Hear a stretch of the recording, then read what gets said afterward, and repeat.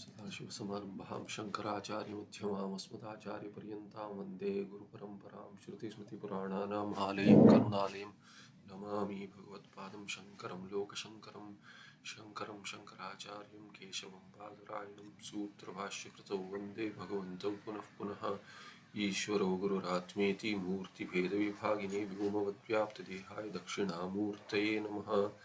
श्री चिद्गणगणेशाय नमो मह्यं सुखनित्यं स्वप्रकाशं व्यापकं नाम रूपयोः अधिष्ठानं बुद्ध्यबोध्यं बुद्धेर्दृक्यत्तु निर्मलम् अपारं सर्ववेदान्तवेद्यं प्रत्यक्परं महः तदेव अहं न मत्तोऽन्यदिति मे निश्चिता मतिः।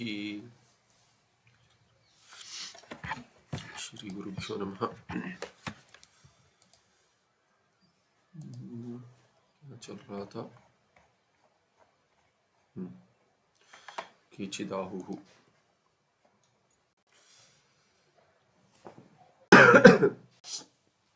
क्षमा कीजिए। तो नैव अस्ति नियमः ज्ञानिनः शरीर व्यवहारे, शरीर व्यवहार के लिए कोई नियम ये करना चाहिए, अष्टांग योग इत्यादि, ये सब जो आक्षेप किया था उसका निराकरण किया। अभी आगे कहते केचिद आहुः ज्ञानिनः विहित कर्म अनुष्ठान नियम अभावेपि निषिद्ध आचरण निवृत्तो नियम अस्ति एव। तो कहते ठीक है, कोई नियम न हो कि ये करे। योग में क्या है कि पहले दो अंग क्या है, यम और नियम। वैसे अभी क्या है कि वेद जो है, वेद भी क्या है कि वेद में विधि होती है धर्म की, ये करे, और अधर्म का निषेध होता है, ये न करे। तो वैसे ही नियम माने ये पालन करे, यम माने इसका नियंत्रण करे, ऐसे ना करे। योग में भी है। तो कहते हैं चलिए ज्ञानी को ऐसा नियम न हो, ज्ञानिनः विहित कर्म अनुष्ठान नियम अभावेपि। चलो मान लेते हैं कि उसको विहित कर्म के अनुष्ठान का नियम नहीं है, अभाव है उसका, कि करने की अपेक्षा नहीं है, आवश्यकता नहीं है। तो कहते हैं फिर भी निषिद्ध आचरण निवृत्तो नियम अस्ति एव। तो कुछ यम होना चाहिए कि नियंत्रण होना चाहिए कि निषिद्ध का आचरण ना करे। उतना तो मानते हैं कि नहीं मानते। तो निषिद्ध आचरण में प्रवृत्ति ना हो, जो वेद से निषिद्ध है, धर्म से निषिद्ध है, वैसे आचरण में से निवृत्ति हो जाए, प्रवृत्ति ना हो। तो ऐसा नियम तो मान ले। ज्ञानिन ही प्रवृत्ति देह स्थिति हेतुभूत भिक्षासन कौपीनाच्छादन मात्र ग्रहणे एव स्यात् न अन्यत्र। तो कहते हैं कि ये निषिद्ध आचरण का नियमन करना, कि ये निवृत्ति हो जाए, प्रवृत्ति से हट जाए, ये तो नियम किसके लिए होगा? जिसके लिए संभव है। अभी कहते हैं ज्ञानी का क्या है, ज्ञानी की प्रवृत्ति कहाँ होगी? तो कहते हैं देह स्थिति हेतुभूत, कि देह प्रारब्ध से बचा है, अभी संचित और आगामी कर्म समाप्त हो गया ज्ञानी का। देह स्थिति के लिए भी क्या हेतु है? तो क्या हेतुभूत है? भिक्षा, भिक्षासन, भिक्षा लाए और खाए। फिर कौपीन आच्छादन, कि कौपीन पहने। फिर माने कपड़ा, उपलक्षण ले सकते हैं, कहीं ठंड की जगह में जो केवल कौपीन से काम नहीं चलेगा, या जो भी है। वैसे मात्र ग्रहण एव स्यात्, माने अपने शरीर को रखने के लिए। जैसे अभी इसमें क्या कहेंगे, रोटी कपड़ा मकान कहते हैं, प्रसिद्ध है, उर्दू शब्द है, ठीक है। फिर भी और इसके लिए भी क्या वही है कि भिक्षा ले, माने ये रोग जो है क्षुत पिपासा निवृत्ति के लिए, और ढकने के लिए कपड़ा, ठंड इत्यादि, गर्मी ठंड इत्यादि, इसके लिए। उससे अन्यत्र ना हो, न अन्यत्र। यतः प्रागेव ज्ञानोत्पत्तेः, ज्ञानोत्पत्ते प्रागेव, ज्ञान उत्पत्ति होने से पहले उसका शमदमादि षटक साधन चतुष्ट संपत्ति है। तो विवेक जन्य वैराग्य है, तो निषिद्ध आचरण न करे ऐसे नियम बनाने की आवश्यकता नहीं हो, क्योंकि उसका पहले ही छूट गया है, ज्ञान उत्पन्न नहीं होगा नहीं तो कहा है कि प्रागेव ज्ञानोत्पत्तेः जिज्ञासा दशायां मुमुक्षोः साधन चतुष्टय सत्वेन, कि ज्ञानोत्पत्ति से पहले ही जब जिज्ञासा थी, ज्ञातुम इच्छा थी कि जानना है, अपना स्वरूप जानना है, तभी उस दशा में ही मुमुक्षु का क्या है, साधन चतुष्टय होने से मुमुक्षु को क्या है, तीव्र विषय दोष दृष्टि वशाद वैराग्यम संपन्नमेव। विवेकजन्य वैराग्य, क्या विवेक है, वो कहते हैं तीव्र विषय दोष दृष्टि। विषय दोष में जो दृष्टि है वो तीव्र है, तो ये विषय दोष, विषयाणाम दोषाः विषय दोषाः, और तस्मिन् दृष्टि या तो तेषु तेषु दृष्टि, विषय दोष दोषे शु दृष्टि ही तीव्र होनी चाहिए, तो उसके साथ कर्मधारय बनाएंगे। तो ये जो दृष्टि तीव्रा है, तीव्रा विषय दोष दृष्टि ही, और उसके वश में, तस्याह वशाद वैराग्यम संपन्नमेव, यानी के लिए ज्ञान उत्पन्न होने से पहले भी मुमुक्षु जिज्ञासा दशा में उसे वैराग्य प्राप्त हुआ। कैसे? विवेकजन्य है, श्मशान वैराग्य नहीं है, कहते विषय दोष दृष्टि से हुआ है। इस पर 1 नंबर और 2 टिप्पणी एक साथ देख लेते हैं। केचिदाहु था और यहाँ पे, तो केचिदाहु इसमें क्या है कि ये जो पक्ष है ना, वो बताएंगे ये सिद्धांत के बाहर का नहीं है, मुख्य सिद्धांत ना हो पर सिद्धांत के बाहर का नहीं है। तो कहते हैं पहला क्या है कि केचिदाहु, ये कौन कहते हैं कि निषिद्ध आचरण का नियमन हो, वास्तविक ये चाहिए दृष्टि, धर्म दृष्टि से, क्योंकि लोग देखते हैं तो लोगों की दृष्टि से निषिद्ध कर्म करेगा तो श्रद्धा हट जाएगी। सन्यासिनः एव ज्ञाने मुख्याधिकारः इति वेदान्तः इति वदन्तः शंकरानंद प्रभृतय। तो शंकरानंद जो पंचदशी का अभ्यास किया होगा तो उसमें मंगलाचरण में आता है, विद्यारण्यचार्य के गुरु थे, तो ये भगवान विद्यारण्यचार्य के गुरु थे। और शंकरानंद जो ये है, उनकी एक ये भी है, उनकी एक टीका है, शंकरानंदी कहते हैं प्रसिद्ध वैसे गीता जी पे, तो गीता जी पे टीका, बहुत सुंदर टीका है शंकरानंदी, व्याख्या है, भाष्य पे नहीं है, व्याख्या है, टीका नहीं है, व्याख्या है। तो सन्यासी के लिए ही ज्ञान में अधिकार है, मुख्य अधिकार तो सन्यासी का मानते, क्योंकि क्यों सन्यासी का मानते, क्योंकि ज्ञान मोक्ष के लिए है, और वैसे ज्ञान में अधिकार तब होगा जब ही और सब कुछ छूट जाएगा और किसी में रुचि ना हो, तब जाकर ज्ञान उत्पत्ति होगी। इसलिए कहते हैं सन्यासी को ही, वास्तविक संप्रदाय में तो ऑर्थोडॉक्सी में उपनिषद इत्यादि सन्यास के बाहर नहीं पढ़ाते, या तो सन्यास जो ले रहे हैं वैसे उनको पढ़ाते हैं, बाकियों को नहीं पढ़ाते।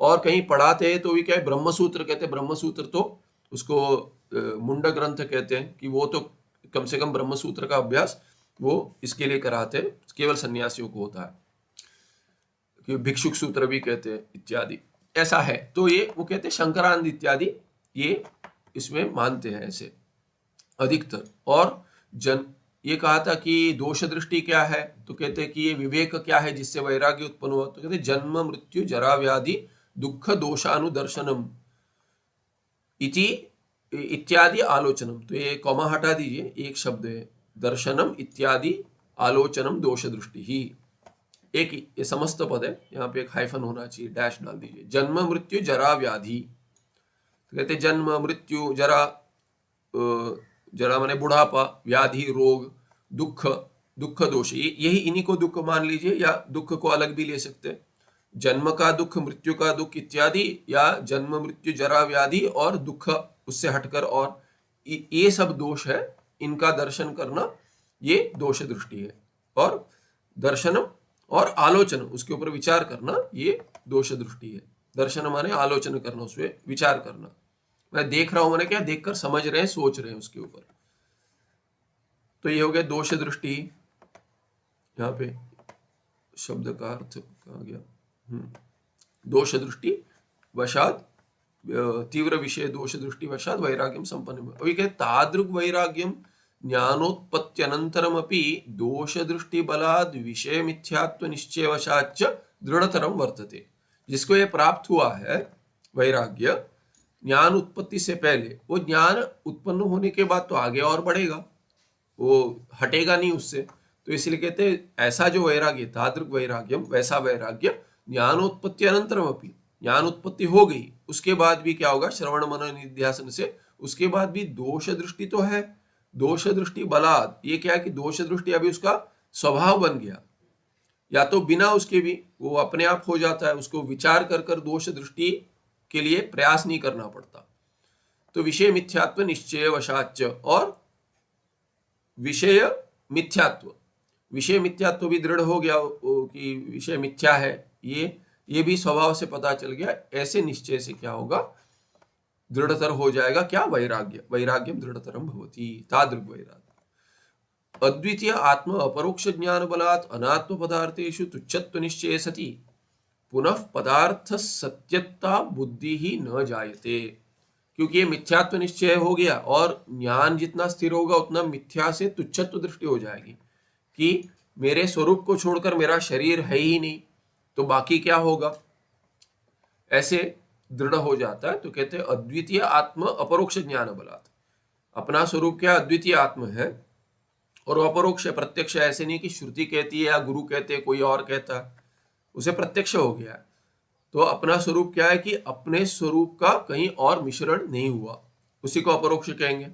ये अपरोक्ष ज्ञान बल से क्या हो गया, अनात्म पदार्थेषु तुच्छत्व निश्चय, मिथ्या से लेकर तुच्छत्व पर आ गया। अभी तुच्छत्व माने है ही नहीं, मिथ्यात्व माने है ही नहीं पर दिखता है, अनुभूत होता है। तुच्छत्व माने क्या है कि है ही नहीं। अनात्म पदार्थेषु तुच्छत्व निश्चये सति पुनः पदार्थ सत्यता बुद्धि। फिर से इसमें पदार्थ में सत्यता बुद्धि कहां से आएगी, नहीं उत्पन्न होती, न जायते। दोष दृष्टि प्राबल्य ही सति नैव राग जायते। और फिर राग हटाने के लिए प्रयत्न करना पड़ेगा क्या, कहते नहीं, दोष दृष्टि प्रबल होगी तब राग उत्पन्न नहीं होगा। दोष दृष्टि, अभी जिसमें दोष है उसमें राग कैसे होगा। हाँ, जैसे अभी बच्चे हैं, कोई बच्चों में दोष है, फिर भी माता पिता उनको त्याग नहीं कर सकते। विषय तो ऐसा नहीं है, विषय अपना है ही नहीं, इसीलिए उसका तो त्याग हो जाएगा। जैसे कहेंगे, अरे कहेंगे क्या, मेरे बच्चे में लाख खोट है, फिर भी क्या है कि मेरा है, अपना है। विषय में तो ऐसा नहीं है, विषय में दोष दृष्टि करेंगे, विषय है ही नहीं अपने, इसीलिए क्या है कि दोष दृष्टि प्रबल हो तो राग उत्पन्न नहीं होगा। प्रवृत्ति मात्र च राग मूलकमेव। और प्रवृत्ति क्यों होती है, सभी प्रवृत्ति मात्र ने सभी प्रवृत्तियां जो है वो राग मूलकम है, बहुरी है। राग जिसके मूल में, माने मूल माने कारण है। प्रवृत्ति के लिए राग कारण है, बिना राग के प्रवृत्ति नहीं होगी। निवृत्ति के लिए द्वेष कारण है, उसके बिना निवृत्ति नहीं होगी। ऐसे कहेंगे लौकिक में, लौकिक विषय में कर्मी के लिए ज्ञानिनः राग असंभवात नैव अस्ति प्रवृत्ति। क्योंकि ज्ञानी को राग नहीं है, क्यों नहीं है, क्योंकि दोष दृष्टि प्रबल है। तो दोष दृष्टि प्रबल क्यों है, क्योंकि ज्ञान का बल है, मिथ्यात्व दृष्टि है और तुच्छत्व दृष्टि तक जा रही है। ज्ञान जितना स्थिर होगा, और वो संपन्न कहाँ हुई, कहते दोष दृष्टि संपन्न हुई, साधन चतुष्टय संपत्ति इकट्ठा कर रहा था अपने लिए, जब भी मुमुक्षु जिज्ञासा अवस्था में था, तो तब से लेकर दोष दृष्टि प्रबल होते जा रही है। ज्ञान के बाद और प्रबल हो गई। ज्ञान स्थिर होने से तो क्या है कि मिथ्यात्व दृष्टि से तुच्छत्व दृष्टि आ गई विषयों में। उसके बाद क्या है कि वो यदि नहीं है तो राग नहीं उत्पन्न होगा, राग उत्पन्न नहीं होगा तो प्रवृत्ति नहीं होगी। तो ऐसे क्रम बता दिया, ज्ञानी न राग असंभव, क्योंकि राग संभव नहीं है इसीलिए प्रवृत्ति ही नैव अस्ति। शरीर जीवनार्थ भोजन आदि प्रवृत्तिस्तु। तो कहते हैं अरे पर ये भोजन में तो प्रवृत्ति दिखती है, तो कहते हैं हाँ, भोजन में प्रवृत्ति होती है। क्यों होती है, क्योंकि शरीर जीवनार्थ है, वो शरीर के जीवित रहने के लिए भोजन आदि में प्रवृत्ति होती है, कौपीनाच्छादन इत्यादि। विना एव रागम प्रारब्ध कर्म अधीनतया एव जायते। पहले देखा हमने, ये सब प्रारब्ध कर्म के अधीन है। कोई बैठ जाए गुहा में, कोई रह जाए महलों में, ये सब क्या है कि ये स्वयं प्रयास करके नहीं कर रहा है, ये प्रारब्ध से आ रहा है। और प्रारब्ध कैसे उत्पन्न हुआ, कहते हैं कि प्रारब्ध तो पहले इकट्ठा हुआ है। हाँ, कुछ नया प्रारब्ध भी खुल जाएगा, पर ये आगे देखेंगे कि ये परकृत प्रारब्ध है, किसके लिए होता है, ये सब बताएंगे। तो प्रारब्ध कर्म के अधीन है। यदि अच्छा कर्म किया है कि शरीर में ऐसा सारा भोग है कि कहीं जाए बिना भिक्षा वहीं आ जाए ज्ञानी के लिए, ये सब संभव है। और कभी कभी क्या है कि गुफा में बैठ जाए और वहां पे भिक्षाटन करे या न करे, ये सब प्रारब्ध कर्म के अधीन है। कर्म च संचित, तो कर्म का भेद हमने पहले देखा है, फिर भी बताते हैं। कर्म च संचित आगामी प्रारब्ध भेदा त्रिविध। तो कहते हैं प्रारब्ध बच जाता है, प्रारब्ध के अधीन कह दिया, तो ये प्रारब्ध क्या है, तो कहते हैं संचित, आगामी और प्रारब्ध, ये तीन भेद होते हैं त्रिविध कर्म के। तो ये टिप्पण, ये समाप्त करके टिप्पण देखेंगे, संचित, आगामी और प्रारब्ध के बताएंगे। तत्र अतीत, क्योंकि यहाँ बताएंगे मूल में ये संचित क्या है? कहते अतीत अतीतांतर अतीत अनंत शरीर अनुष्ठितम सत फलाय अनारब्धम कर्म संचितम। तो लक्षण दे रहे हैं क्या? संचित कर्म का क्या लक्षण है? अतीत, सभी कर्म क्या है कि ये फल जो है सब अतीत का ही है, आगामी नहीं है। वैसा आगामी अभी खुल रहा है। तो ये अतीत जो है पीछे भूतकाल में, कितने भूतकाल में? तो कहते अनंत, कह नहीं सकते। अनादिकाल से कौन सा कर्म फल दे चुका है उसको छोड़कर बाकी सब वैसे ही है। तो इसीलिए कहते हैं कि अतीत अनंत शरीर अनुष्ठितम, अनंत शरीर हो चुके हैं, उससे जो अनुष्ठित कर्म है, अनुष्ठितम सत, अनुष्ठितम माने उन शरीरों से किया गया कर्म था और वैसा होता हुआ फलाय अनारब्धम, कि फल के लिए अभी प्रारब्ध आरब्ध नहीं हुआ। आरब्ध माने प्रारब्ध नहीं हुआ, माने अभी प्रारब्ध में परिवर्तन नहीं हुआ उसका। तो इतने सारे प्रारब्ध चले गए, शरीर हो गए, उससे कर्म किया है और आगे जो शरीर आए हैं, प्राप्ति हुई है, उसमें वो भोग नहीं हुआ है उस कर्म का। तो वो सब कर्म अभी जो पड़े हुए अनारब्ध है, उन कर्मों को संचित कहेंगे। माने पहले जमा किया हुआ और खर्च नहीं किया, यही अर्थ है। पहले जमा कर दिया और खर्च नहीं किया, वो पड़ा हुआ है, बैंक बैलेंस है। तो ये पूरा संचित बैंक बैलेंस है। कब से कहते हैं? अनंत शरीर कृत है, अनुष्ठित है। इसके लिए उदाहरण में घटाएंगे, टिप्पण में वो देखेंगे। वर्तमान शरीर कृतम भविष्यत कर्म आगामी। तो वर्तमान शरीर कृत क्या है?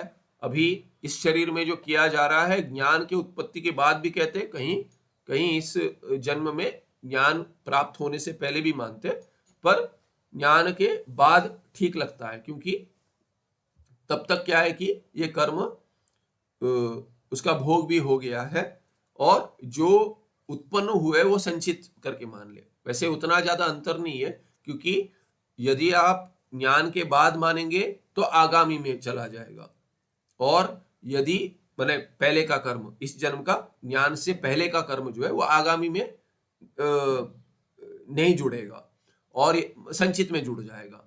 और माने शरीर के पतन के बाद संचित में जुड़ना है। और दूसरा क्या, यदि आप मानेंगे नहीं, जब से जन्म हुआ है, ज्ञान उत्पन्न होने से पहले उसको सब आगामी मानेंगे, वर्तमान शरीर कृत। तो यहाँ पे भविष्य दिया है, आगे वाला, ज्ञानी के लिए आगे वाला। नहीं तो यदि ऐसा मानेंगे जन्म से ही, तो वो सभी आगामी मानेंगे। सभी आगामी मानेंगे तो आगामी वैसे भी जल जाएगा, और संचित मानेंगे तो संचित भी जल जाएगा। इसीलिए ज्यादा अंतर नहीं है, कैसे भी मान ले, पर दोनों नष्ट हो जाते हैं। अतीत शरीर कृतम सत, ये अभी तीसरा कहते हैं। प्रारब्ध क्या है? कहते कि ये जो पहले संचित का जो लक्षण दिए थे, उसमें अतीत अनंत शरीर अनुष्ठितम सत कह दिए, वही है अतीत शरीर कृतम सत। वो तो दल एक ही है, उतना वो दोनों एक है इसमें, माने दोनों के लिए एक ही है। प्रारब्ध और संचित के लिए अतीत, वो तो अतीत कर्म है, वर्तमान नहीं है। किंतु जो संचित है वो फलाय अनारब्धम है। ये क्या है? वर्तमान शरीर हेतुभूतम है।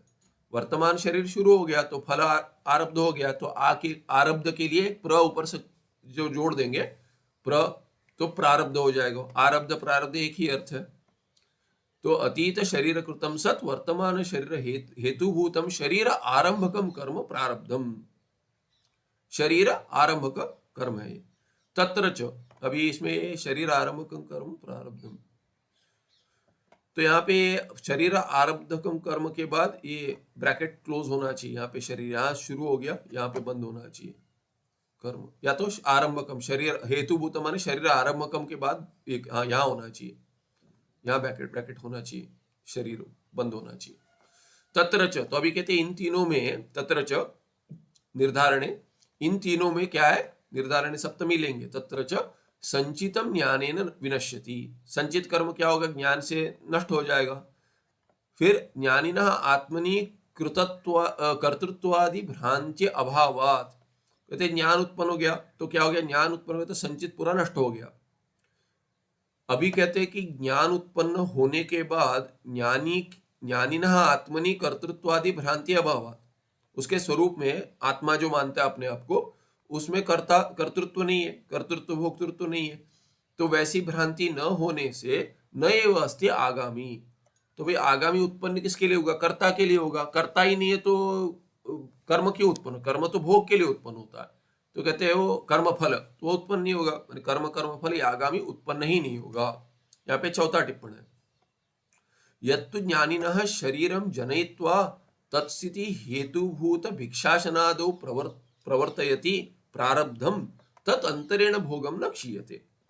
तो कहते हैं ज्ञानी का जो शरीर उत्पन्न कर दिया जिस कर्म ने, संचित से वो हट गया, अभी प्रारब्ध बन गया, तो संचित जल गया, तो ये प्रारब्ध जो निकल गया है वो तो नहीं जला, संचित जल गया और आगामी उत्पन्न नहीं होगा, तो बचा हुआ जो है प्रारब्ध संचित से निकल गया, ज्ञानी के शरीर का जन्म होने से पहले ही निकल गया, उसी से जन्म हुआ।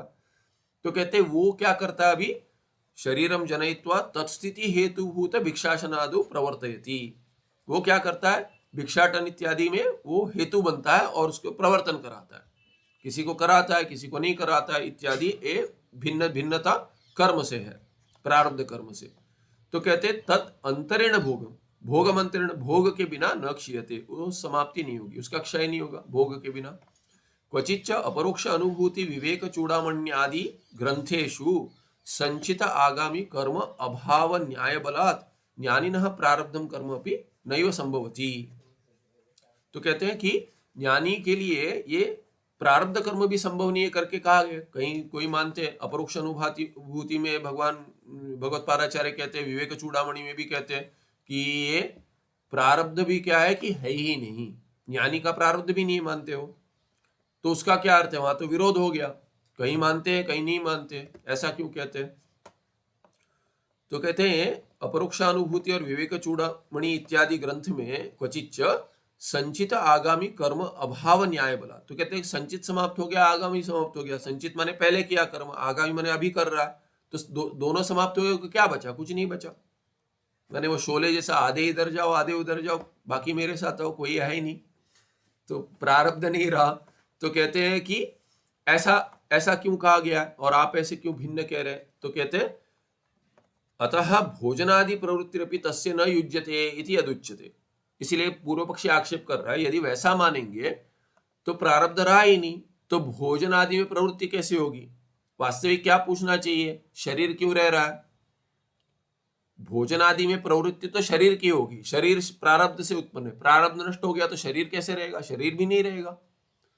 पर पूर्व पक्षी ने कहा, पूछा कि शरीर से भिक्षाटन कैसे होगा, पूछना चाहिए क्या शरीर क्यों रहा, शरीर क्यों रहा पूछना चाहिए, पर कहता है शरीर रहा ठीक है, भिक्षा कैसे करेगा, तो ले भिक्षा तो बहुत दूर, प्रारब्ध नहीं होगा तो शरीर भी नहीं रहेगा, ऐसा कहना चाहिए।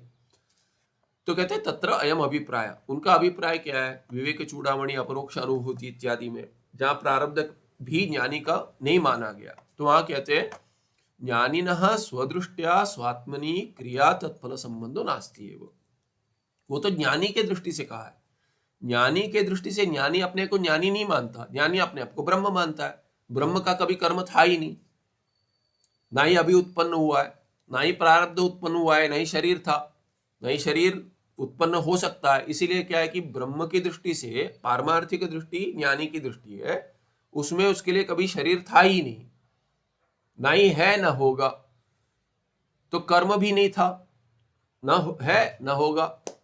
इसीलिए क्या है कि वो दृष्टि बताइए कि ज्ञानी की दृष्टि परमार्थ दृष्टि है, इसीलिए ज्ञानी की दृष्टि से नहीं है, बाकियों की दृष्टि से शरीर रहेगा, भिक्षाटन होगा, प्रारब्ध भी रहेगा, संचित आगामी नहीं होगा।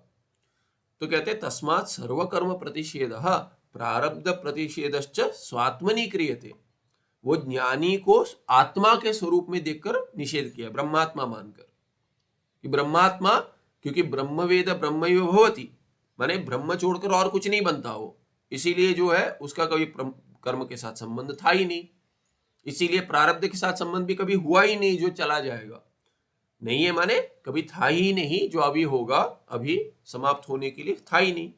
न तो ज्ञानिनः शरीरे भोगम एवं न उत्पादयति इति, ऐसा नहीं कहा है कि शरीर के लिए कुछ नहीं है, ऐसा नहीं कहा, ज्ञानी के लिए नहीं कहा, माने ज्ञानी आत्मा है, ज्ञानी तो तत्व है, तत्व के लिए कुछ नहीं है कहा, तो पारमार्थिक दृष्टि है, ज्ञानी के शरीर के लिए प्रारब्ध नहीं है ऐसा नहीं कहा, ज्ञानी के लिए नहीं है कहा, तो वो दृष्टि पारमार्थिक दृष्टि है। और जहां ज्ञानी के लिए है कहा, ज्ञानी के शरीर को लेकर कहा है, तो कहते हैं ऐसा नहीं कि शरीर में प्रारब्ध उत्पन्न नहीं होगा, भोग नहीं होगा, ऐसा नहीं कहा है, उस दृष्टि से नहीं कहा है।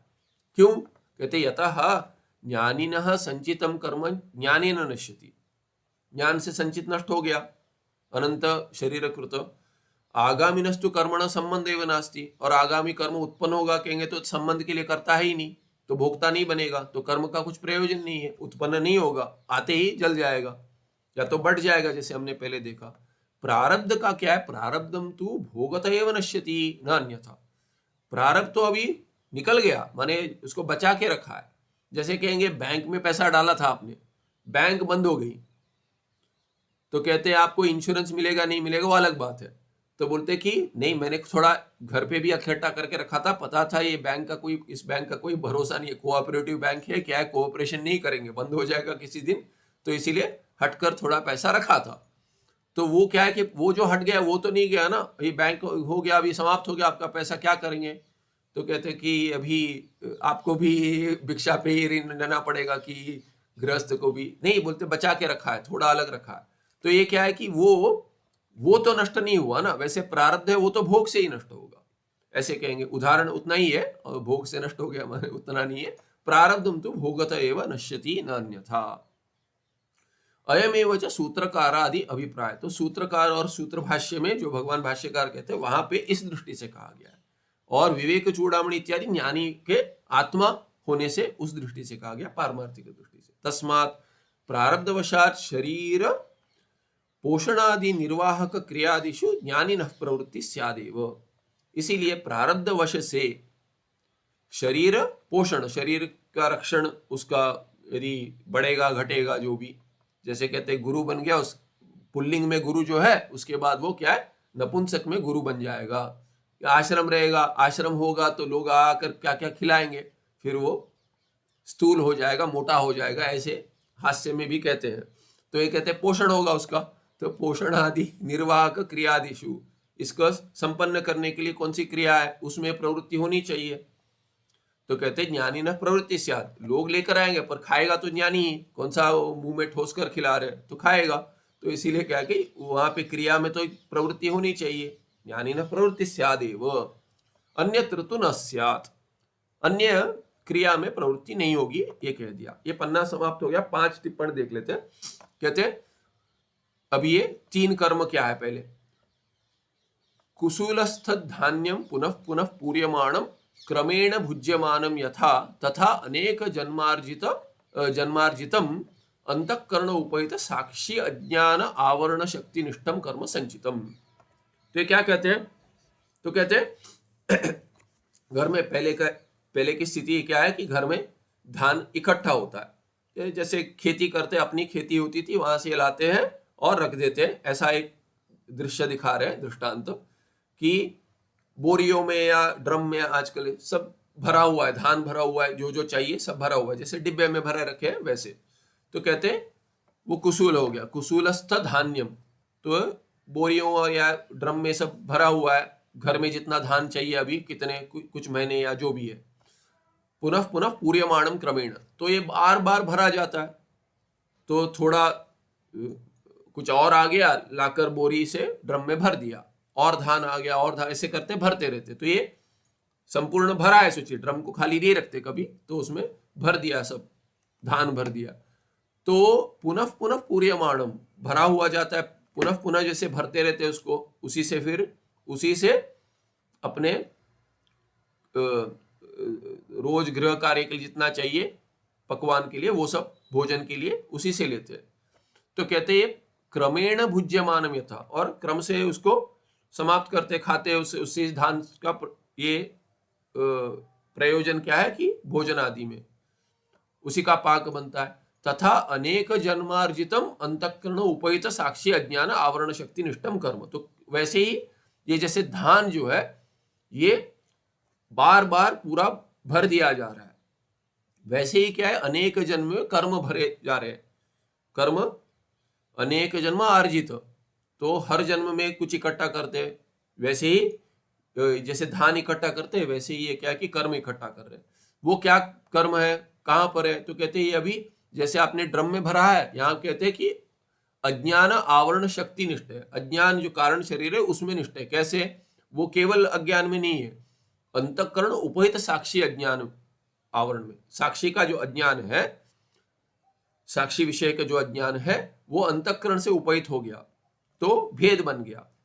तो वैसा जो अज्ञान है जो अंतःकरण से उपहित है, उसमें ये कर्म संचित इकट्ठा हो रहा है। और ये अंतःकरण उपहित साक्षी अज्ञान क्या है? कारण शरीर। ये क्या कब तक रहेगा? कहते हैं जब तक मुक्ति नहीं हुई तब तक रहेगा। इसीलिए क्या है कि यही प्रवास करता है, अंतःकरण उपहित होकर यही प्रवास करता है। जीव जो प्रवास करता है ये वो है। तो कहते हैं उसमें ये संचित माने इकट्ठा वाला कर्म है, इकट्ठा है संचित। वर्तमान शरीर कृतम इतः परम कालांतर फलप्रदम कर्म आगामी। आगामी कर्म क्या है? कहते वर्तमान शरीर से किया हुआ जो कर्म है, इतः परम, इसके बाद जो कालांतर फल देगा, आगे जाकर कभी फल देगा, ऐसे जो इकट्ठा किया हुआ कर्म है उसको आगामी कहेंगे, इसी जन्म में। इसका उदाहरण क्या है? तो क्या? कृषिस्थ धान्यवत। तो ये क्या है कि जैसे खेती में अभी धान उग रहा है, ये जाकर फिर जाना ड्रम में ही है, माने संचित में ही जाएगा, जुड़ जाएगा संचित में। तो जब फसल कटेगी तभी वो धान चला जाएगा, इकट्ठा हो जाएगा घर में। वैसे ये क्या है कि ये कर्म जो है आगामी, वर्तमान शरीर से अभी फसल बन रही, तो बोलते अभी आएगा कर्म जो इकट्ठा कर रहे हैं, इसको सब ले जाकर फिर संचित में जोड़ देंगे। कभी फसल कटने के बाद माने शरीर कट जाएगा, ये शरीर समाप्त हो जाएगा तभी। अभी ये प्रारब्ध क्या है? कहते एतेषु यत् किंचित परिपक्वम सत वर्तमान शरीर द्वारा सुख दुख प्रदत्वेन अज्ञान विक्षेप शक्ति आश्रयी कर्म प्रारब्धम। तो कहते हैं क्या है कि इसी में जो है ना, इनमें से यत् किंचित परिपक्वम सत, तो एतेषु माने क्या? अभी ये जो कर्म जो है सभी, वो कालांतर में फल जो रहते अभी किया हुआ अभी कभी कभी मिलता है, हो संभव है कि इसी जन्म में किया हुआ कर्म फल दे देता है। तो वैसे ही पुराना भी संचित का क्या है कि वह प्रारब्ध में खुल गया, वो देगा, इसीलिए वो सब प्रारब्ध बन जाता है। अभी कहते हैं इसमें से जो किंचित परिपक्वम सत, थोड़ा क्या है कि परिपक्व हो गया, फल देने के लिए तैयार हो गया कर्म, वो क्या है कि संचित से हटकर वर्तमान शरीर द्वारा, इस शरीर के द्वार से क्या है कि द्वारा इस शरीर से सुख दुख प्रदत्वेन, सुख दुख देता है। वर्तमान शरीर क्या है कि वो सुख दुख के लिए साधन बनता है, अंतःकरण। और स्थूल शरीर क्या है? सूक्ष्म शरीर सुख दुख का कारण बनता है, माने साधन बनता है। और स्थूल शरीर क्या है कि उसके लिए एक स्थान है, आधार है, कि सुख दुख भोग के लिए आधार रहे कुछ। तो सुख दुख प्रदत्वेन अज्ञान विक्षेप शक्ति आश्रयी, तो ये अज्ञान की शक्ति है। कौन सी शक्ति है? अभी कहते हैं विक्षेप शक्ति है। आवरण शक्ति में तो संचित है, इकट्ठा हो गया, और अज्ञान शक्ति के विक्षेप शक्ति के रूप में क्या हो रहा है? ये भोग के लिए तैयार हो गया। इसीलिए आश्रयी कर्म प्रारब्धम, वही विक्षेप कराता है कि प्रारब्ध है भाई, ये सब हो रहा है, इसको ये दिखता है, उसको वो दिखता है, इसको ये चाहिए, उसको वो चाहिए इत्यादि। अभी उदाहरण में क्या है? अन्नभूत धान्यवत। तो ये धान्य जो अपने ड्रम से निकाल लिया है, संचित से निकाल लिया है, और उसका अभी पाक बना रहे, अन्न बन रहा है, तो अन्न बन गया, वो क्या है? प्रारब्ध तुल्य है। फिर ये चौथा टिप्पण था, असंगोहम अकर्ता अभोक्ता इति निश्चय बला ज्ञानिनः कर्मलेपो न संभवती। तो कहते ज्ञानी के लिए प्रारब्ध भी नहीं मानते, उसके लिए क्या कहा? तो कहते हैं असंगोहम, ये श्रुति वाक्य, मैं असंग हूं, अकर्ता हूं, अभोक्ता हूं, यही ज्ञानी का निश्चय है। तो ये निश्चय बल से ज्ञानी के लिए कर्मलेप न संभवती, कर्मलेपो न संभवती, कर्म का कोई लेपन नहीं होता। असंग है, असंग में तो कोई लेपन नहीं होगा, तो अपने आप को ऐसा अकर्ता अभोक्ता आत्मा मानता है। तो कहते हैं कर्तृत्वादि अभिमानेन फल अभिलाषिणः एव कर्म फल सुखादि संबंध। तो ज्ञानी का प्रारब्ध के साथ क्यों संबंध नहीं है? कहते हैं कि क्योंकि ये कर्तृत्वादि अभिमान जो होगा, मैं करता हूं, भोगता हूं, उसी को फल की अभिलाषा है। करता क्यों है? क्योंकि भोग चाहता है। भोगता क्यों है? क्योंकि भोग कर रहा है, तो उसको फल की अभिलाषा है। अभिलाषा माने इच्छा है। अभी फल की इच्छा होने से फल अभिलाषिणः माने अभिलाषी है, ये फल की इच्छा वाला है, बहुरी है। एव कर्म फल सुखादि संबंध, केवल उसी को कर्म फल का सुख दुख संबंध होगा। और पांचवा टिप्पण था यहाँ पे अन्यत्र तु न स्यात्, माने प्रवृत्ति भिक्षाटन इत्यादि छोड़कर अन्यत्र ज्ञानी की प्रवृत्ति नहीं होती, प्रारब्धवश से उतने में ही होती है। तो कहते हैं वहां पे बहुत लंबा टिप्पण है, ये ऊपर ही ऊपर देखेंगे, बहुत सारे श्लोक है, हर एक पंक्ति नहीं देखूंगा मैं, थोड़ा आगे बढ़ते हैं। ये बहुत बार देखा है, हमें पता भी है, तो प्रमाण दे रहे उतना ही। सर्वे वेदा यत् पदम आमनन्ति वेदैश्च सर्वैरहमेव वेद्यः इत्यादि श्रुति स्मृति शतेभ्यः। तो कहते हैं ये सर्वे वेदा यत् पदम आमनन्ति, ये कठोपनिषद में आता है, वेदैश्च सर्वैरहमेव वेद्यः ये इसमें आता है गीता जी में। तो ये श्रुति स्मृति प्रमाण है कि ये सभी पद जिस पद का माने ओमकार करके कहते हैं कठोपनिषद में, माने परमात्मा का ही कथन करते हैं सभी वेद। और सभी वेद से वेद्य कौन है, जानने योग्य या जो जाना जाता है विषय कौन है, कहते हैं कि अहम एव, भगवान कृष्ण परमात्मा मैं ही हूं करके कहते हैं। इत्यादि श्रुति स्मृति शतेभ्य, बहुत सारे, कितने सारे 100 श्रुति और स्मृति है। वो क्या है कि उनसे सर्वशास्त्राणाम निर्विशेष अद्वितीय ब्रह्म आत्म चैतन्य तात्पर्य अध्यवसितम। तो इसका परिसमाप्ति कहाँ है वेद की, कहते हैं कि वेदांत में, अंत माने निश्चय में। क्या निश्चय है, तात्पर्य। क्या तात्पर्य, कहते तात्पर्य सभी शास्त्रों का पता चलता है ऐसे श्रुति स्मृति वाक्यों से। तात्पर्य निश्चय क्या होता है, सभी शास्त्र निर्विशेष अद्वितीय ब्रह्म आत्म चैतन्य ही बताते, वही तात्पर्य विषय उनका।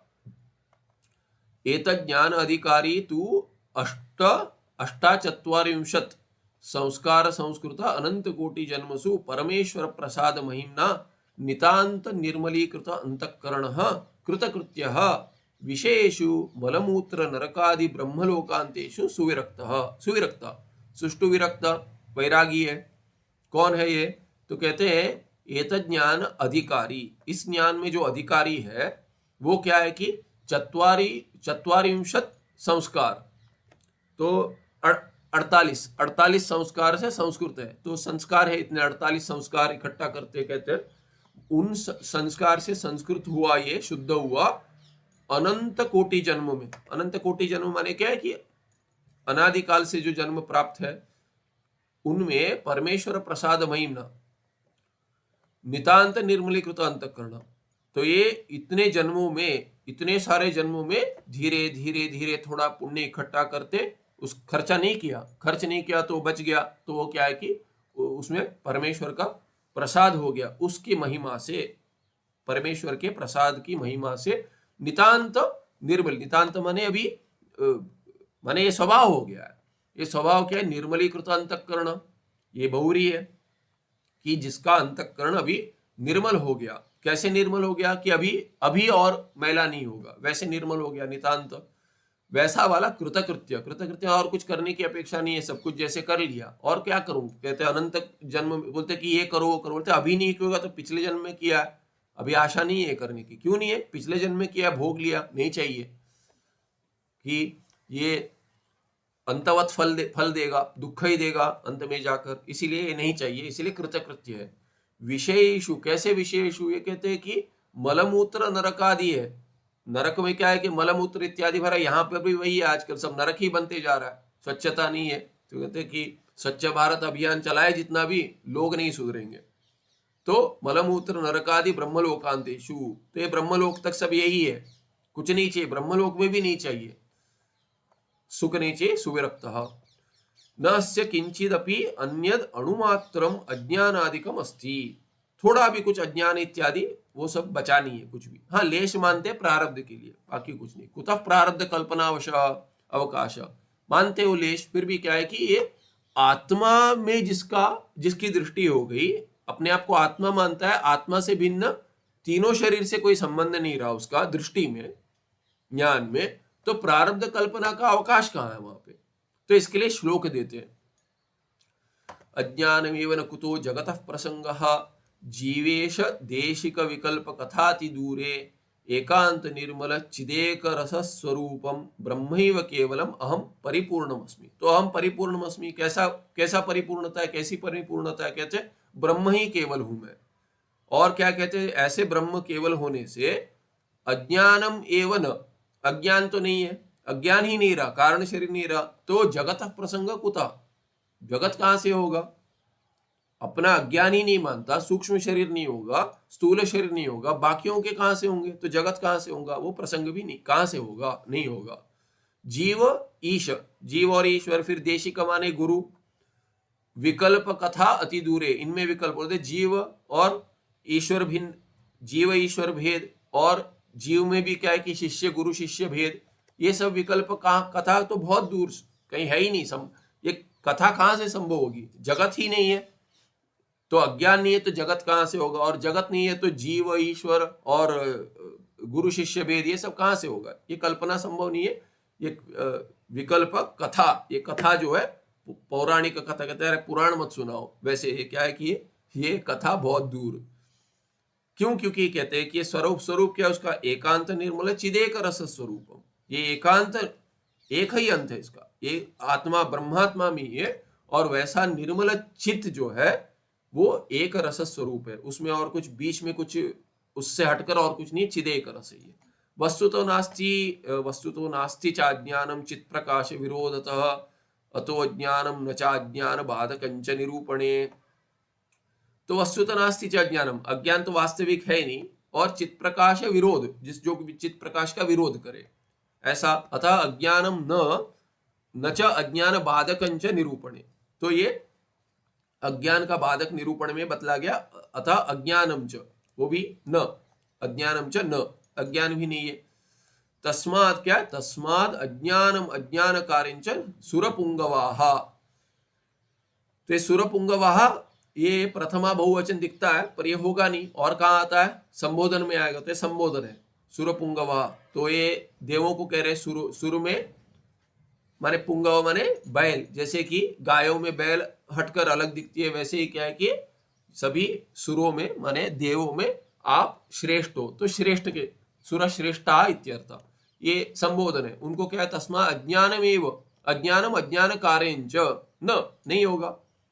एकम ब्रह्म एव नैव अन्य इति में निश्चिता मति ही, तो जो पढ़ा रहे हैं वो कहते हैं क्षमा कीजिए, वो ऋषि मुनि कहते हैं कि ये ऐसी मेरी मति है कि ब्रह्म एव और कुछ है नहीं। ननु क्रियाकारक फल रूपस्य प्रपंचस्य भेदमपि श्रुति ही प्रतिपादयति, तो कहते हैं आप तो कह रहे हैं कि एक एक नान्यरस्ति, ये सब आप बता रहे हो, ब्रह्म एव एकम ब्रह्म एव न एव अन्यदस्ति, ऐसे कुछ है नहीं, ऐसे निश्चय कर लिया आपने। पर कहते क्रियाकारक फल रूप, क्रिया भिन्न है, कारक उसके भिन्न है, वैसे फल भिन्न है, तो क्रिया का कोई विषय होगा, कोई कर्ता होगा, कोई कर्म होगा, किसी करण से करेगा, किसी के लिए करेगा, तो माने संप्रदाय होगा। और ये फिर क्या है कि उसके बाद क्या है कि हाँ अपादानम जहां से आ रहा है, फिर अधिकरण होगा, तो षष्ठी में संबंध भी होगा, कारक के तो ये भी होगा।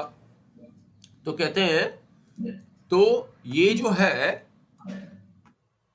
ये सब कारक भेद जो है ये क्यों कर रहा है? क्रिया कारक भेदों को लेकर करता ये सब कर रहा है फल के लिए। तो ये क्रिया कारक और फल रूप भेद होने से प्रपंच से भेदमपि श्रुति ही प्रतिपादयति, ये तो लोक में ही केवल नहीं दिखता, श्रुति भी कहती है।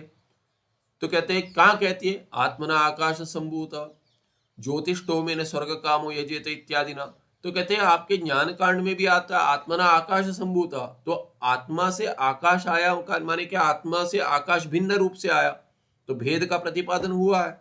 और ज्योतिष्ठो में स्वर्ग काम हो, तो स्वर्ग में जिसको काम है, स्वर्गे काम यस्य, स्वर्ग में जिसको काम है, कामना है, स्वर्ग चाहता है, वो क्या करे? ज्योतिष्ठो में नहीं, ज्योतिष्ठो में याग करे। तो ये सब भेद है, ये माने स्वर्ग ये फल रूप भेद हो गया, ज्योतिष्ठो में ये याग क्रिया कारक बता रहा है, क्रिया भी बता रहा है, कारक बता रहा है। यजेत इससे कर्ता को आदेश हुआ है, विधि है, तो कहते कर्ता भिन्न है। तो क्रिया कारक फल रूप जो प्रपंच में है, इसका श्रुति भी वर्णन करती है। तत्कथम सर्वस्य ब्रह्मात्मत्वम् इति चेत, ये क्या है कि ज्योतिष्ठोम ब्रह्म है, स्वर्ग ब्रह्म है, स्वर्ग की कामना ब्रह्म है, करने वाला ब्रह्म है, याग करने वाला याग भी ब्रह्म है, ऐसे होगा? कहां से होगा? तो पूर्व पक्षी पूछता है क्षमा कीजिए, तत्कथम सर्वस्य ब्रह्मात्मत्वम, सभी ब्रह्म है कैसे कह दिया आपने, इति चेत अत्र उच्यते। तो इसमें भी उदाहरण, तो ये सब अभी बहुत सारे श्लोक देंगे, श्लोक में थोड़ा जल्दी चलेंगे। साक्षाद अर्थ स्वभावेन श्रुति सेयम प्रवर्तते, श्रुतिश्चित्त विपाकेन विषण्णा विवशा श्रुति ही इति। तो कहते हैं श्रुति क्या है कि श्रुति अधिकारी देखकर बात करती है, सबके लिए एक ही नहीं, एक औषध नहीं है। अभी ये डॉक्टर के पास जाएंगे आप हमारे डॉक्टर है तो उनके पास जाएंगे, सबके लिए एक औषध देंगे तो उनकी अपेक्षा है ही नहीं, क्योंकि उनके पास कौन आएगा फिर। कहते हैं एक बार एक औषध पता चल जाता सबको दे देंगे, नहीं होता ऐसे। तो इसीलिए क्या है कि साक्षात अर्थ स्वभाव है श्रुति ही सायम प्रवर्तते, ये जो श्रुति जो है ना वो साक्षात अर्थ का जो स्वभाव है उस वो तात्पर्य विषय है। पर ये श्रोतु चित्त विपाकेन विषण्णा विवशा श्रुति, तो विवश हो जाती है श्रुति कि जो सुन रहा है उसको कुछ थोड़ा लाभ हो, उसके कल्याण के लिए कुछ करे। ऐसा नहीं कि सबको लेकर जाकर ज्ञान में बिठाना है, नहीं संभव है। जिनको जो चाहिए वो देना है। तो कहते हैं स्वर्ग जिसको चाहिए उसको कहेंगे अरे तुमको मोक्ष देंगे, स्वर्ग नहीं। जो बच्चे को चॉकलेट चाहिए और उसको कहेंगे नहीं तुमको पीएचडी दे देंगे, उसको नहीं चाहिए, उसको चॉकलेट ही चाहिए। तो अभी क्या करेंगे, अभी तो फिलहाल चॉकलेट दे दीजिए, अभी इस समय तो पीएचडी की योग्यता नहीं है। तो इसीलिए क्या है कि श्रुति विवश हो जाती है। श्रोतु चित्त विपाकेन, उसके चित्त को देखकर, श्रोतु के चित्त को देखकर, श्रोता के चित्त को देखकर। तो कहते अभी इसका अर्थ बता रहे, ऐतदात्म्यम इदं सर्वम इत्येषा श्रुति ही। तो ये सभी आत्मा है। फिर तत्त्वमसि श्वेत केतु, ऐसी जो श्रुति कहती है छांदोग्य, वो अर्थ स्वभावेन परमार्थ स्वभावेन, अर्थ स्वभाव माने क्या, परमार्थ स्वभावेन न साक्षात विद्यमानम एव अर्थम प्रतिपादयितुं प्रवृत्ता। तो क्या कहते हैं, ये जो है ना, ये श्रुति अर्थ स्व है ना, परमार्थ का जो स्वाभाव्य न, तो कहते इसका न साक्षात विद्यमानम एव अर्थम प्रतिपादयितुं प्रवृत्ता। ये क्या है कि ये सभी आत्मा है, ये जैसे व्यवहार में वैसे अर्थ लगाने के लिए नहीं है, ये पारमार्थिक दृष्टि बता रही है। ये सब, ये जो है व्यवहार में, ये सब साक्षात विद्यमानम एवं अर्थम प्रतिपादयितुं न प्रवृत्ता, ये व्यावहारिक दृष्टि में जो आपको लग रहा है ये है वो है क्रिया कारक और फल, उन सब में एकता नहीं बता रही है, उन सब में एकता नहीं बता। व्यावहारिक दृष्टि है ही नहीं, पारमार्थिक दृष्टि है, वो उस स्वभाव की दृष्टि से है, अर्थ के स्वभाव की, स्वरूप के दृष्टि से है, न कि अर्थ जैसा पदार्थ है उन पदार्थों को सबको एक बनाने नहीं कह रही है। ईदृग विधस्य अर्थस्य असंस्कृत चित्तैहि दुरधिगमत्वात्। तो कहते हैं अर्थ का जो स्वभाव है ना, स्वरूप जो है, वो असंस्कृत चित्त जो है, जिसका अंतःकरण शुद्ध नहीं है, उसको समझ नहीं आएगा। दुरधिगमत्वात्, कि ये बहुत कष्ट से समझ में आता है, इससे सहज नहीं है। तो इसीलिए आपका प्रश्न ठीक है, आपके दृष्टि से प्रश्न ठीक है, पर ये क्या है कि पारमार्थिक दृष्टि से कथन किया गया है, सभी को एक ही औषध नहीं दिया है। तच्चित्त परिपाक अनुसारेण भेद श्रुति ही मायामय व्यवहार सिद्धम भेदम अनुवदंती। तो भेद का की विधि नहीं है, और भेद का कथन क्या है कि ये स्वरूप से नहीं कथन कर रही है। तो कैसे कर रही है, तो कहते हैं उसका अनुवाद है। आपको तो भेद दृष्टि है ना, उसी का अनुवाद कर रही है, उसके लिए प्रमाण नहीं है श्रुति। श्रुति जो अनधिगत है, जो अज्ञात विषय है, उसका प्रतिपादन करने में प्रमाण है, उसका प्रामाण्य वहां पर है। तो कहते हैं भेद तो आपको पहले से पता है, तो श्रुति जो क्रियाकारक भेद बता रही है। हाँ चलिए, ज्योतिष्टोम याग आपको नहीं पता है, पर याग बता रही है, तो याग क्या है ये कथन करने के बाद आपको पता चलता है। और स्वर्ग आपको नहीं पता, तो चलिए स्वर्ग करके कुछ है, स्वर्ग का कथन श्रुति करती है, तो श्रुति स्वर्ग बताती है परोक्ष रूप। ज्योतिष्टोम याग करके कथन करती है, वो आप प्रत्यक्ष करके देख सकते हो, पर यह स्वर्ग तो प्रत्यक्ष नहीं है। स्वर्ग क्या है कि परोक्ष ही है, श्रुति कथन करती है। ज्योतिष्टोम में क्या क्या करना है, कैसे करना है, इति कर्तव्यता, ये सब बता देती है। आपके मन में स्वर्ग का बीज भी बो देती है और कहती है इसके लिए साधन ज्योतिष्टोम है। तो जिसको चाहिए उसकी वासना है वो उद्भूत हो जाएंगी, कहेगा अरे स्वर्ग ऐसा है तो मुझे करना है, मुझे चाहिए। तो क्या है कि ज्योतिषोम याग बताते कैसे करूं, ऐसे ऐसे करो, इति कर्तव्यता, इस प्रकार से करना है, तो याग करना है। ये जो पता चलता है ये श्रुति बतलाती है, ठीक है, पर वो तात्पर्य नहीं है। क्यों? क्योंकि स्वर्ग मुझसे भिन्न होगा ये आपको पता है, इसीलिए चाहिए। स्वर्ग आपसे भिन्न है, ये भेद श्रुति नहीं बता रही। स्वर्ग तुमसे भिन्न है, ज्योतिषोम ये क्रिया और कारक जो है तुमसे भिन्न, ये कथन नहीं करती। क्यों? क्योंकि तुमको पहले से पता है। तो ये जो आपको पहले से पता है उसमें क्या है कि कुछ विशेष श्रुति दिखाती है, भेद नहीं बतलाती है। भेद तो पहले से है, जो भेद है उसमें कुछ विशेष, इस रूप से इस भेद की प्राप्ति करो, ये आप भिन्न है आपसे, इसकी प्राप्ति ऐसे आपसे भिन्न जो है उससे करो, क्रिया जो है कारक है फल है। पर स्वयं श्रुति भेद का तात्पर्य विषय से कथन नहीं करती, वो तो अनुवाद रूप है, माने जो आपको पहले से पता है वही बतला रहे। तो कहते हैं ये चित्त परिपाक जैसे है वैसे बढ़ता जाता है, वैसे ही क्या है कि मायामय व्यवहार सिद्ध जो है भेद से आप बाहर आओगे। तो ये अनुवदंती श्रुति जो है साध्य साधन फलादि लक्षणम जगद वैचित्र्यम प्रतिपादयति, तो अनुवदंती प्रतिपादयति, अनुवाद करते हुए दिखलाती है, प्रतिपादन करती है, अनुवाद करते हुए, भेद का अनुवाद करते हुए कहती है अच्छा ये चाहिए आपको, ये साध्य चाहिए, ठीक है, स्वर्ग चाहिए, उसके लिए साधन ज्योतिषोम है, उसका फल ये है, ऐसे मिलेगा, साध्य साधन फलादि लक्षणम जगत वैचित्रम, ऐसी विचित्र मैंने विविधा जगत दिखलाती, प्रतिपादेती, न परमार्थता इत्यर्थः, पारमार्थिक दृष्टि से नहीं कथन करती। तो ये श्लोक एक बार देख लेते।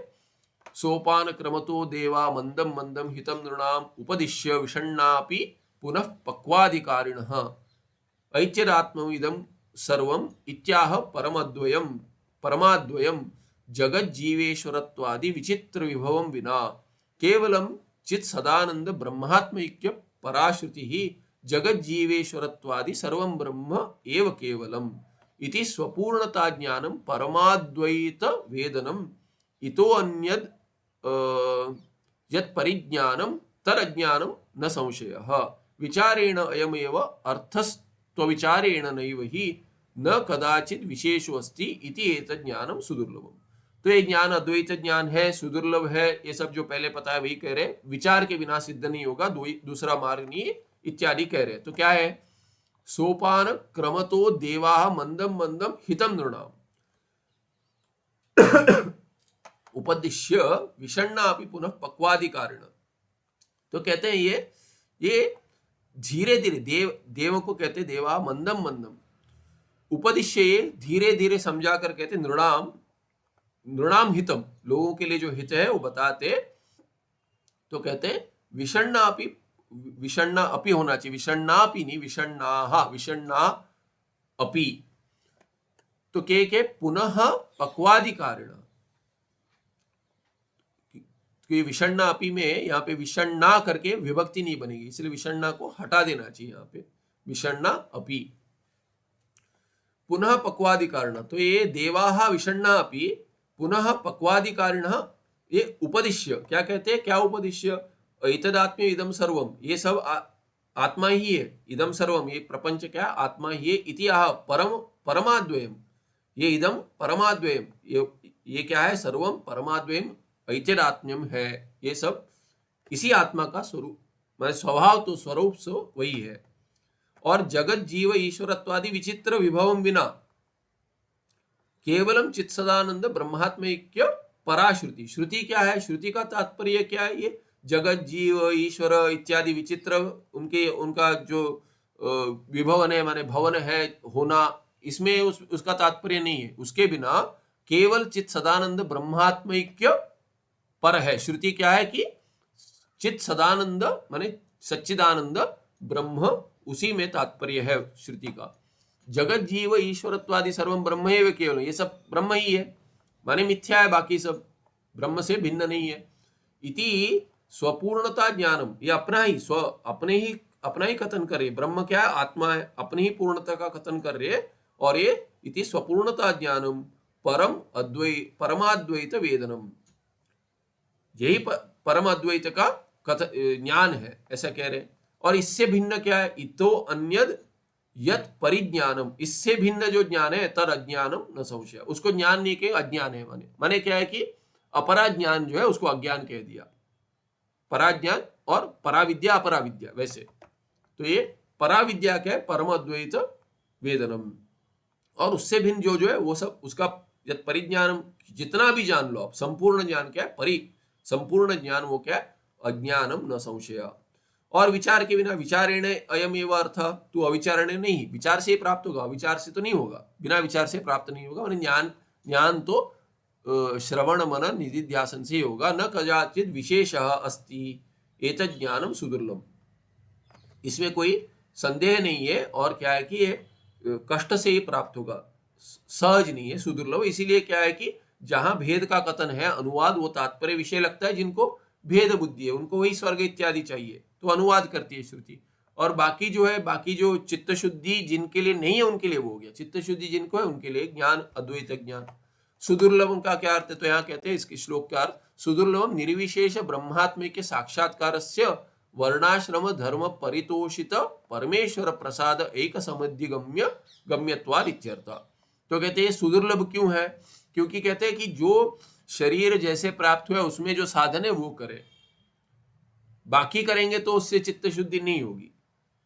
तो कहते जिसको जैसा जन्म प्राप्त हुआ है वो इसीलिए हुआ है क्योंकि वैसी वासना है, और उसी से आपका कर्म खुलकर समाप्त होगा, चित्त शुद्धि के लिए मार्ग बनेगा। इसीलिए क्या कहते हैं, निर्विशेष ब्रह्मात्म के साक्षात्कार जो है उसके लिए वर्णाश्रम धर्म जो है, जिस वर्ण में जन्म हुआ है, आश्रम जो है उसी आश्रम से बाहर का ना करे, वर्ण के बाहर का ना करे, वो धर्म परितोषित, उससे ही क्या होता है, परितोषित संतुष्टि किसकी होगी, परमेश्वर की। और परमेश्वर की संतुष्टि परमेश्वर प्रसाद होगा।